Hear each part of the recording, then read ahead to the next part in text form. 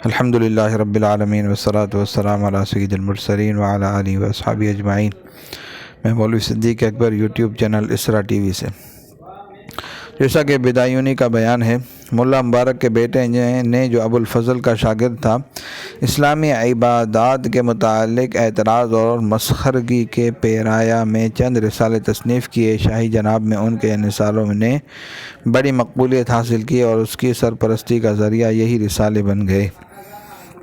دینی شاعر کی حجب میں اشعار بنائے گئے اور کوچہ بازار میں وہی گائے جاتے تھے، جن میں کے بعض اشعار ملا صاحب نے بھی نقل کیے ہیں۔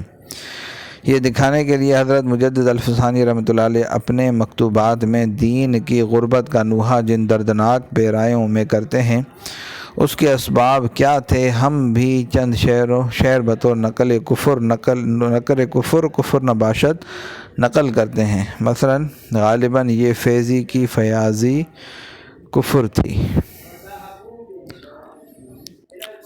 جزیات کی تفصیل کہاں تک کی جائے، ملا صاحب کے الفاظ میں مختصر یہ ہے کہ نماز و روزہ اور وہ ساری چیزیں جن کا تعلق نبوت سے ہے، ان کا نام تقلیدات رکھا گیا، یعنی یہ سب حماقت کی باتیں ٹھہرائی گئی اور مذہب کی بنیاد عقل پر رکھی گئی، نہ کہ نقل پر۔ ایک اور موقع پر نقل کرتے ہیں کہ جب کسی شرعی مسئلے کا فکر ہوتا تو اس وقت بادشاہ یہ کہا کرتے تھے، اس کو ملاؤں سے پوچھو، البتہ ایسی چیزیں جن کا تعلق عقل و حکمت سے ہو وہ مجھ سے دریافت کرو۔ لیکن عقل کا مطلب یہ نہیں تھا کہ اس دین جدید کے تمام اصول و فروع سب براہ راست عقل سے پیدا کیے جاتے تھے، بلکہ صورت یہ اختیار کی گئی کہ پہلے تو مساوات ادیان کا دعویٰ کیا گیا، گویا کسی دین کو دوسرے دین پر ترجیح نہ دی جائے، لیکن مذاہب میں جو تناقض و تضاد ہے، نظریہ مساوات پر اس کا نبھانا مشکل ہی نہیں بلکہ محال تھا، اس لیے ترجیح کے لیے عقل میزان ٹھہرائی گئی۔ تمام مذاہب کے علماء و ماہرین کو جمع کرنے کی کوشش کی گئی، ہر ایک سے اس کے مذہب کی معلومات حاصل کیے جاتے۔ مسلمان اور ہندو تو دربار میں موجود ہی تھے، ان دو کے علاوہ اس وقت تک اس ملک میں یورپین صلیبیوں کی بھی آمد و رفت شروع ہو چکی تھی، جیسا کہ ملا صاحب کے بیان سے معلوم ہوتا ہے۔ عموماً یہ لوگ ساحلی علاقوں میں بحری قزاقوں کی حیثیت سے منڈلاتے رہتے تھے اور اندرون ملک میں ان کا داخلہ غالباً اس وقت بحیثیت بازیگروں کے ہوتا تھا، کیونکہ ملا صاحب نے ان کا اپنی کتاب میں جہاں کہیں تذکرہ کیا ہے اس میں زیادہ تر یہی ہے کہ جشن نوروز میں فرنگیوں کی بھی ایک ٹولی آ کر شریک ہوئی، اس نے ارغنو نامی باجا بجا کر لوگوں کو متحیر کیا، غالباً پیانو یا ہارمونیم تھا، کبھی بیلوں اڑا کر تماشا دکھاتے تھے۔ الغرض اکبری عہد تک ان کی حیثیت بظاہر بازیگروں ہی کی معلوم ہوتی تھی، بعد کو انہوں نے سوداگروں کا بھیس بدلا اور آخر میں جو کچھ ہو کر رہا وہ تو سب کے سامنے ہی ہے۔ تؤتی الملک من تشاء وتنزع الملک ممن تشاء کی حقیقی تفسیر کتابوں میں نہیں بلکہ صحیفہ فطرت کے اوراق میں ہمیشہ یوں لکھی جاتی ہے۔ خیر یہ تو ایک ضمنی بات تھی۔ قصہ یہ ہو رہا تھا کہ اکبری دربار میں مختلف ارباب مذاہب کی ٹولیاں یکے بعد دیگرے دھمکنے لگیں، ہر ایک اپنے اپنے مذہب کو دربار میں پیش کرتا، جن میں ایک ملک فرنگ کے مرتاض دانش مندوں کا گروہ جن کو پادری کہتے ہیں اور ان کے بڑے مجتہد کا نام پاپا ہے، ان لوگوں نے انجیل پیش کی اور ثالث و ثلاثہ کے متعلق دلائل پیش کیے اور نصرانیت کی حقانیت کو ثابت کیا۔ ابو الفضل کو حکم دیا کہ انجیل کا ترجمہ ان پادریوں سے پوچھ کر کریں۔ یہی ترجمہ تھا جس کا بجائے بسم اللہ کے ای نام تو سے آغاز کیا گیا۔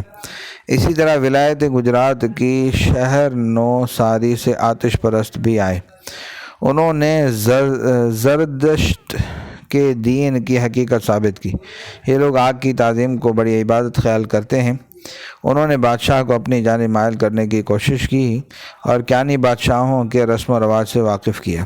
چنانچہ شاہان ایران کی طرح جن کی آگ ہمیشہ جلتی رہا کرتی تھی، شیخ ابو الفضل کی نگرانی میں حکم دیا گیا کہ ہمیشہ رات دن شاہی محل میں آگ روشن رکھنے کا انتظام کیا جائے، ان کے سوا اور جو تاریکیاں تھیں وہ چراغ ہی کے نیچے تھیں۔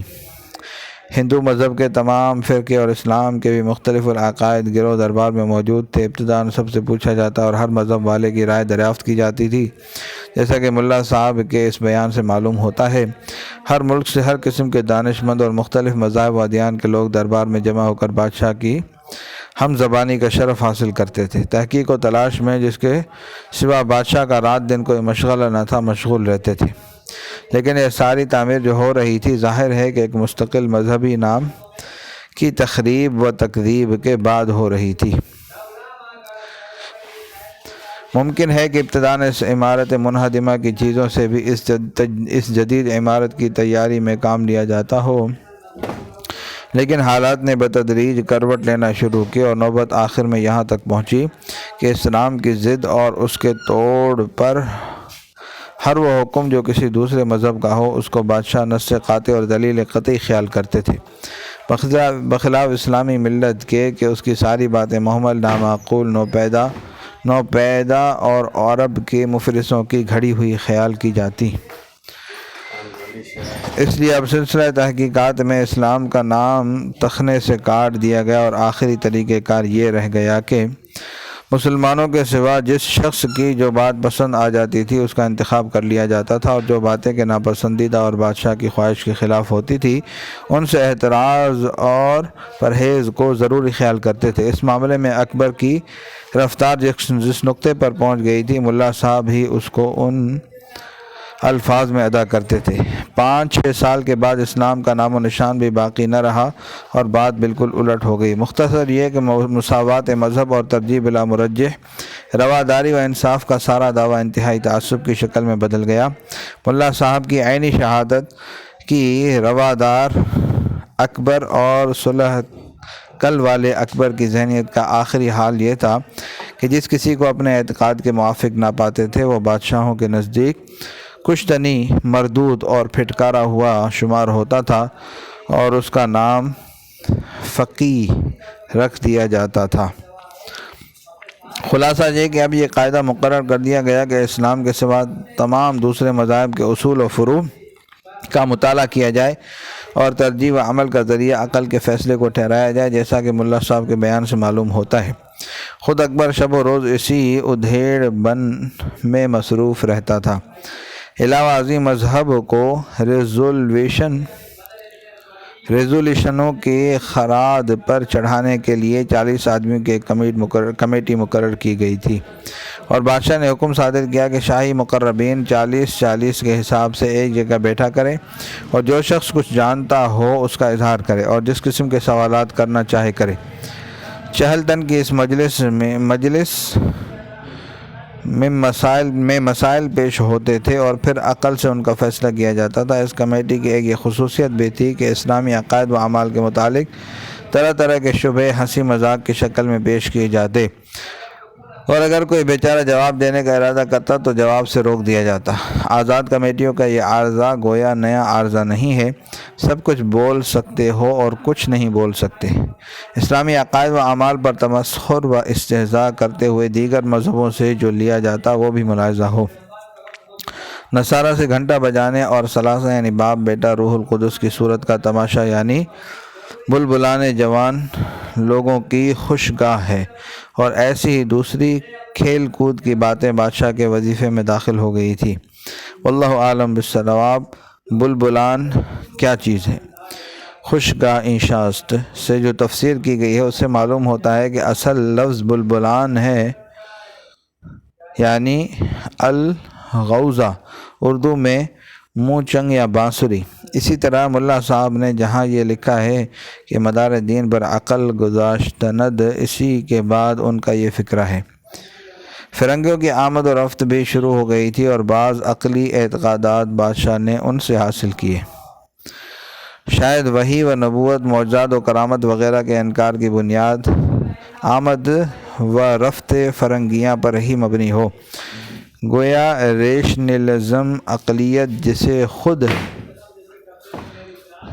اب یورپ کے ایگناسٹک ارتیابی سراسر بد عقلی قرار دے چکے ہیں، ہندوستان کے لیے یورپ کا یہ تحفہ کوئی جدید تحفہ نہیں ہے۔ مغربی فلسفے کی تاریخ پڑھنے سے معلوم ہوتا ہے کہ یہی زمانہ تھا جب کیتھولک مظالم سے تنگ آ کر کمزور و اعصاب والوں کا غضبناک گروہ یورپ میں پیدا ہو گیا تھا، جو سراسر مذہبی بنیادوں پر